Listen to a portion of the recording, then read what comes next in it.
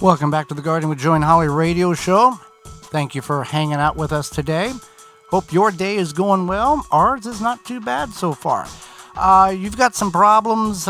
We've had problems in the past with our crops not being hydrated properly, and we solved that issue using the tree diaper this year.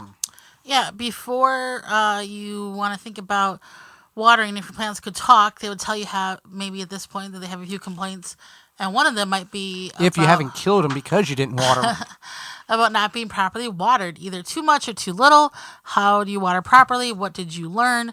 Well, you can take the guesswork out of that by using the tree diaper. Tree diaper is a revolutionary watering system that stabilizes soil moisture by taking up excess water and slowly releasing it when the plants need it. The tree diaper is filled with water from your rain or when you water and slowly releases water over 3 weeks.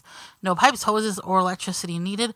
Whether you're a first-time gardener or advanced, tree diaper will improve the way you water your plants. It's made in the USA. Check out all the sizes they have available at Tree Diaper. That's treediaper.com. Tree Diaper will make your plants happy. treediaper.com. So, as the summer begins to wind down, some of you may be excited about this, others may be sad, and the rest of you may have no opinion whatsoever. But as gardeners, as outdoors people, we plan for the next season, whatever that may be. So we're going to talk about how we can start preparing now for our spring garden. So there's some things in which we want to start considering in order for preparation for next year. One is, Holly, what did good, what didn't do good, and do we have an explanation of why on both of those questions? This is a good question, and I think a lot of people learned this summer about the importance of consistent watering. We had a lot of drought in many places throughout the U.S., and I know, like when we spoke at the state fair, somebody had asked us about our raised beds, and I said get irrigation. If you're going to invest in the raised beds, also invest in irrigation because of the fluctuation of moisture, essentially. And whether you're using tree diaper, water hoop,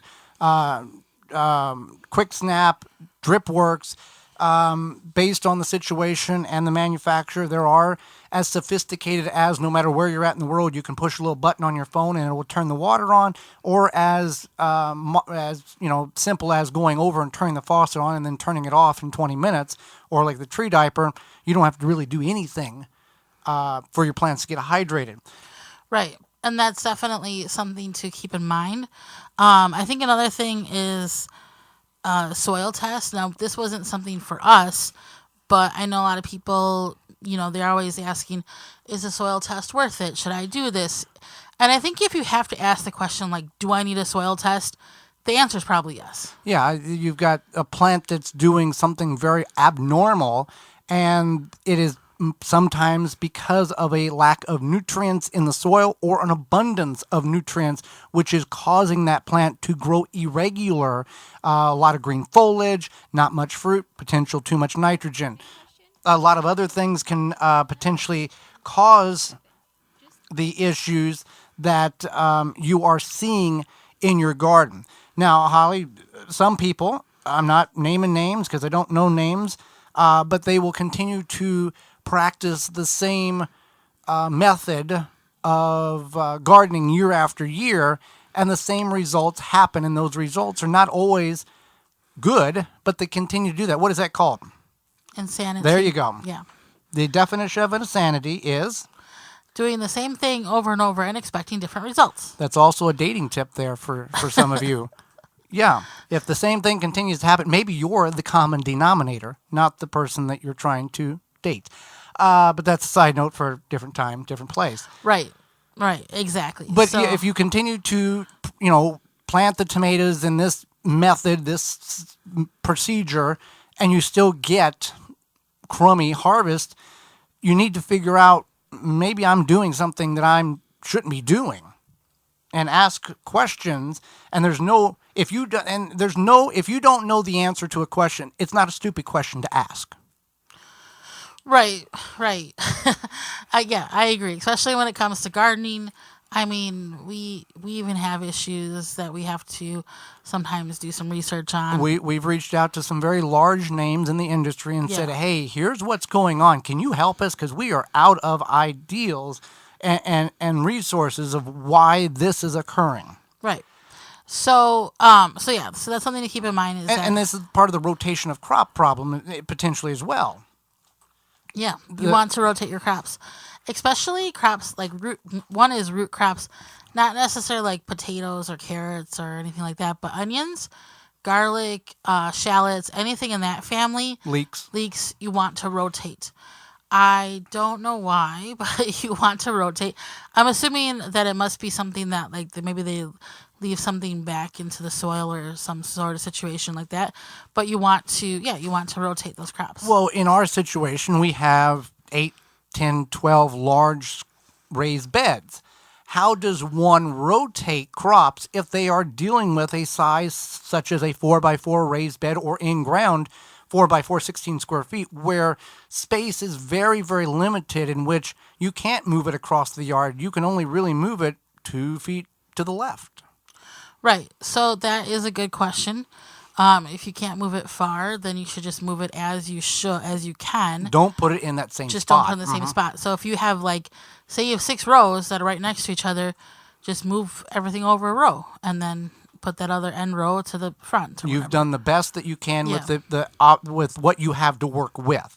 And I mean, I grew up with like a 4x4 foot garden. And I that's keep what we hearing did. about this postage stamp of a backyard, and I've Yeah. seen one picture of a pumpkin that you sort of carved. It looks like a recycling symbol. the chasing arrows. The chasing arrows, yeah. I have another picture of me holding a zucchini. Yeah, in the I've garden. seen that, but Yeah. there's a lot You of wanna take a stories. tour? Yeah, I would like to. There's a lot of stories in your family that people don't want to talk about. The rhubarb in the ground, nobody wants to talk about. No. I don't know what happened there. Can't grow rhubarb in the ground because some horrible thing happened 35 years ago. But bringing compost in. Yeah, that's very smart. And that's another thing is building your soil.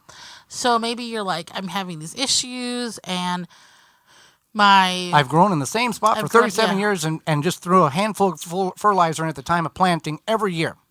What So- am I doing wrong? you need your soil, essentially is what it is. That's the lifeblood of the plants. Just like us, we have to eat things. The plants want to have good soil. But what kind of compost is best? Should you use your compost or should you invest in purchasing compost, not necessarily in a bag from a big box store, but a formulated mix from your local independent garden center? If you have compost that you've made yourself, and we all can never make enough compost, have you composted it safely or correctly to where it is heated up to the appropriate temperature in order to kill the weed seeds, that you're not broadcasting the seeds back into the garden of weeds and then now you've got a yard instead of a garden? Well, that's what's important is you need to know what's in your own compost and if those seeds are going to be alive or dead. So if you want to use some of your own compost, you could, but you could also put it like at the bottom of a raised bed, or even like if you wanted to kind of supplement a flower bed or something at the bottom of that, and then that could be helpful too. You be wise about it if you are not certain that it is 100% seed free. If you get a grow bag from Root Maker, use coupon code Radio21, save 10% on your order, and fill the bottom 2 or 4 inches with your compost, and then fill the rest of the 12 inches with store bought or garden center's compost, and you're using it as fill, basically. Yeah, you're using it as fill, but at least you're using it for something. If you know that it's going to be hopefully weed seed free, you have a pretty good shot that you think it would be. You've turned it. It's got the right temperature. I give you a thumbs up because we are not very on schedule with that in our garden. We're pretty lazy composters, but at least we do it, right? Yes. Can we get some credit for that? Let's talk about mulch here. Mulch is one of the easiest and should be one of the most utilized materials in your garden. And in the fall, you have ample opportunity to acquire as much mulch as you could possibly care to acquire, meaning leaves and straw.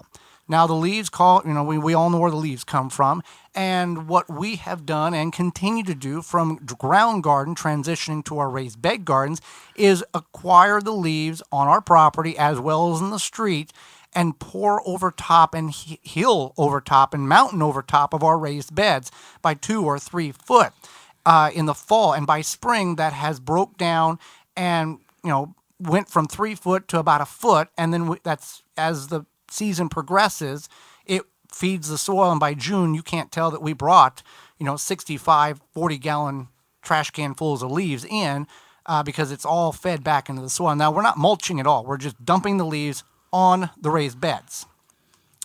Right. And straw is another avenue in which you can use as a mulch. Now in the fall everybody has the hay rides, the fall festival parties, and even after Christmas a lot of the nativity scenes are constructed with straw bales, and those are tossed to the curb in urban settings, and you can go by and pick those things up and put in your car. They might be a little heavy, but they would work great as a mulch material for your garden. Yeah, you can pick that up and you can put it in your shed or garage or wherever, and then you can have mulch, or you can mulch. You can, if it's not sopping wet and you can get it apart, you can mulch right then and there put it down in the fall, and then it's ready for the spring. Straw bales are typically, between $5 and $8. What we're seeing right now at the stores, if you got a deal with a farmer, that you can probably get a better rate. But in the fall, after the fall, the Halloween season, you can take those straw bales, and if you don't want to use them as mulch, you can you can set them up in your garden and get ready to use them for a straw bale garden in the spring. You don't want to condition them right now, but you can set them at where they're going to be next spring, so you're ready to go. All you have to do is get Bale Buster from Learn to Grow a Straw Bale Garden and condition it, and away you go. You're already 2 steps ahead of everybody else. Right. So then you also can organize your tools. Oh, but I just dig them out when I need them. Yeah, that's fun. Yeah. And that's our method, and it's not fun. Oh, I didn't know we ever had this tool. Yeah. Where did that tool go? So you can go through your tools, you can clean them off, you can put some oil on them to get them ready for next year. Like an olive oil or a kitchen oil. You don't like a cooking oil. Some people will use like a motor oil, a petroleum product, but if you're really a true organic gardener, you would be putting a petroleum product on your shovel and then putting the shovel in the soil. No, you can use like an olive oil, cooking oil. And some people, it's whatever it is. So I'm just saying some people are very concerned about what they do in that situation. Other people, it's just protecting the metal from rust. And then we have to look at our raised beds, if we're building raised beds, and what maintenance may be needed for them. Yeah, you can look at, are these boards splitting? Does something need support? Did something shift? Like, we made a raised bed out of a door we found in the attic. Yep. And a lot of that was like basically pressure fit. And I noticed it's that hardwood. It's not like particle board. Right. It's hard. Right. It's like an authentic wood door. Probably worth a lot of money. We cut up. Probably cringed when they saw it. It could be like over 100 years old. Yeah, Who knows? if you want to see that video, you go to our parent website, the WisconsinVegetableGardener.com, and in the search bar you put in raised bed made out of a door, I think is the best way to search for it. That sounds right. Yes. And so yeah, that's an option. But that has kind of fallen apart a little bit. It worked for one season. Yeah, but if you wanted to maintain the structure of that, we could probably just kind of piece it together somehow.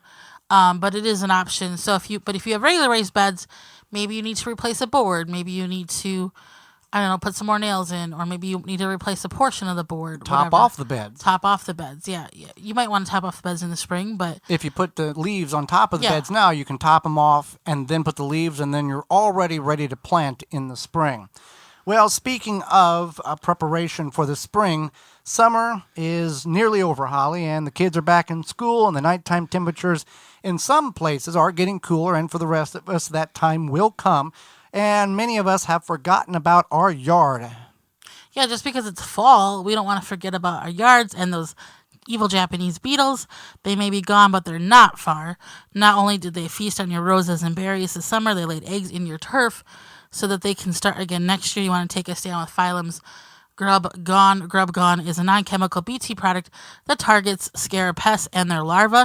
Simply apply the granule with a spreader irrigate into the soil, and then let the naturally occurring bacteria do its job. Not only is GrubGone easy to use, but it is the only non-chemical choice that effectively controls those grubs in your yard. And the best part about it, it's non-toxic to bees, butterflies, and other beneficial insects.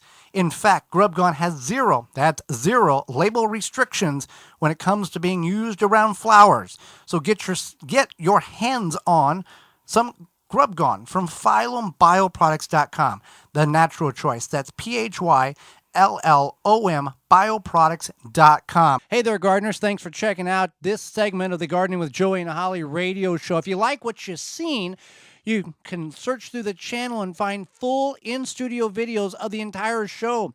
If you want to go another route, you can search for it on your favorite podcast platform by searching the Wisconsin Vegetable Gardener radio show or the Gardening with Joey and Holly radio show, and you can download it and take it with you. You can check out all past seasons at our website, thewisconsinvegetablegardener.com, under the radio tabs at the top of the page.